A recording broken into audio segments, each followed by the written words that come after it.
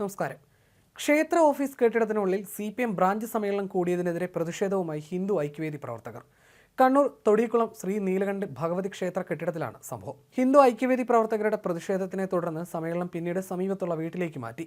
Chittariparamba തൊടിക്കുളം branch സമ്മേളനമാണ് ഇന്നലെ നീലകണ്ഠി ഭഗവതി ക്ഷേത്രത്തിന്റെ നിർമ്മാണത്തിലിരിക്കുന്ന ഓഫീസ് കെട്ടിടത്തിൽ നടത്തിയത്. ഇതറിഞ്ഞതോടെയാണ് സംഘപരിവാർ പ്രവർത്തകരെത്തിയത്.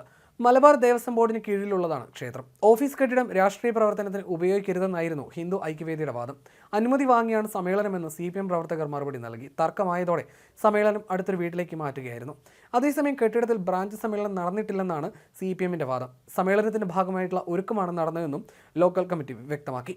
സ്വകാര്യ വ്യക്തിയുടെ വീട്ടിലാണ് സമ്മേളനം നടന്നതെന്നും സംഘപരിവാറിൻ്റേത് അപവാദ പ്രചാരണമാണെന്നും ചിറ്റാരിപ്പറമ്പ് ലോക്കൽ കമ്മിറ്റി പിന്നീട് പ്രസ്താവന ഇറക്കി. സമ്മേളനം അലങ്കോലപ്പെടുത്താൻ മനഃപൂർവ്വം ശ്രമം നടന്നെന്നും CPM ആരോപിച്ചു.